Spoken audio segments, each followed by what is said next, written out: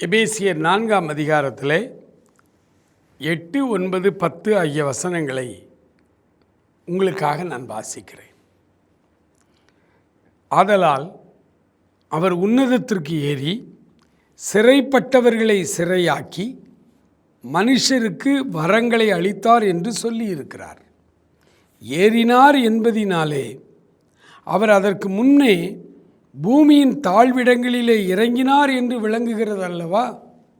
இறங்கினவரே எல்லாவற்றையும் நிரப்பத்தக்கதாக எல்லா வானங்களுக்கும் மேலாக உன்னதத்திற்கு ஏறினவருமாயிருக்கிறார்.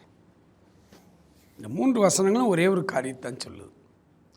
துரோகிகளான மனிதராகிய நமக்காக நமக்கு வரங்களை கொடுக்கும்படியாக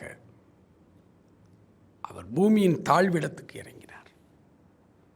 ஆம், பிசாசு ஒரு நாள் ஆண்டவரிடத்திலே சவால் விடுகிறான். இந்த பூமியின் சகல மகிமையும் அதிகாரமும் வல்லமையும் எனக்கு கொடுக்கப்பட்டிருக்கிறது என்று சொன்னான். சாத்தானுடைய கையில் இருக்கிற இந்த அதிகாரத்தை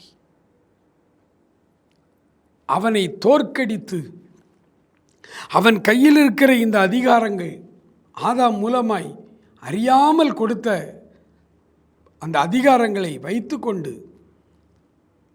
சாத்தான் உலகத்தை ஆட்டி படைத்து கொண்டிருக்கிறான். இந்த அதிகாரத்தையும் வல்லமையும் தான் எடுத்துக்கொள்வதற்காக அவர் இந்த பூமியின் தாழ்விடங்களிலே இறங்கினார். கடவுள் மனிதனானார். எதற்கு? இந்த வரங்களை நமக்காக பெற்றுக்கொள்வதற்கு. இந்த வல்லமைகளையும் அதிகாரங்களையும் சாத்தானுடைய கையிலிருந்து அதை பிடுங்கிக் கொள்வதற்கு, அவனை தோற்கடித்து அவனை ஜெயிக்கணும், மரணத்தை ஜெயிக்கணும், பாதாளத்தை ஜெயிக்கணும். இந்த வல்லமைகளையும் வரங்களையும் பெற்றுக்கொண்டு அதை மனிதர்கள் துரோகிகளான நமக்கு அவைகளை கொடுத்து நம்மை அவருடைய பிள்ளையாக மாற்றும்படிக்கு தாழ்விடங்களில் இறங்கினார். எவ்வளோ மகத்தான அன்பு பாருங்கள்! அப்படி தாழ்விடங்களிலே இறங்கினவர் இன்றைக்கு சிலுவையிலே தன் ஜீவனை கொடுத்து அவர் தோல்வி அடையவில்லை, அவர் வெற்றி சிறந்தார்.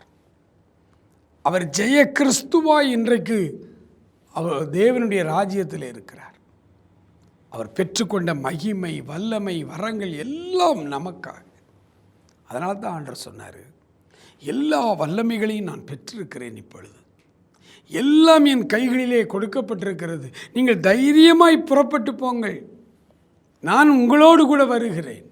இந்த வல்லமையான வாழ்க்கை இது, ஒரு மகத்துவமான வாழ்க்கை இது. இது ஒரு ஆவிக்குரிய வாழ்க்கை, மற்றவர்களுக்கு புரியாது.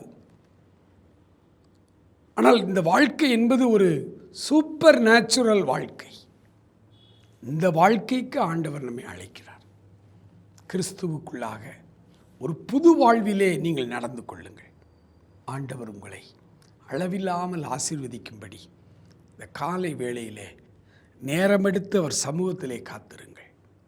அவர் எப்படி உங்களை நடத்துகிறாரோ அந்த வழியிலே நீங்கள் நடந்து வாருங்கள்.